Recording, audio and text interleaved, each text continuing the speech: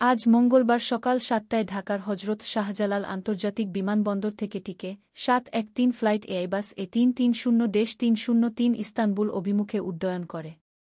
উড্ডয়নের কয়েক মুহূর্তের মধ্যেই এয়ারবাসের দ্বিতীয় ইঞ্জিনে অপ্রত্যাশিতভাবে একটি পাখি আঘাত করলে পাইলট ইঞ্জিন থেকে ধোঁয়া, আগুনের চিহ্ন লক্ষ্য করেন।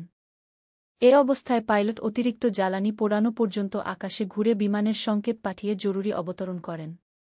বিমানটি অবতরণের পর কারিগরি ত্রুটি এ কারণে মেরামতির জন্য গ্রাউন্ডিং করা হয়েছে। ২৯০ জন এবং ১১ জন ক্রু সবাই অক্ষত রয়েছেন, কেউই হতাহত হননি। যাত্রীদের নিরাপত্তা ও স্বাচ্ছন্দ্যের জন্য নিকটবর্তী হোটেলে ব্যবস্থা নেওয়া হয়েছে এবং ইস্তানবুলগামী বিকল্প ফ্লাইটের আয়োজন শুরু হয়েছে। হজরত শাহজালাল আন্তর্জাতিক বিমানবন্দরের নির্বাহী পরিচালক group captain SM.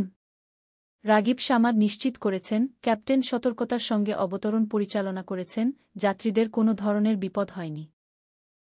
Turkish airlines Dhaka office থেকে বলা হয়েছে, অপ্রত্যাশিত পাখি সংঘর্ষের কারণে ইঞ্জিনে ক্ষতি হয়েছে, বিমানের মেরামত ও পরবর্তী ফ্লাইট পরিচালনার জন্য সময় লাগবে।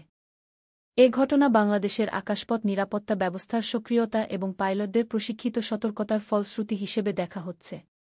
পরবর্তী সময়ে বিমানের সার্ভিস পুনরায় শুরু হলে এ বিষয়ে পর্যাপ্ত সতর্কতা ও পাখি নজরদারি বাড়িয়ে নেওয়ার প্রচেষ্টা ত্বরান্বিত করা হবে বলে প্রত্যাশা করা হচ্ছে।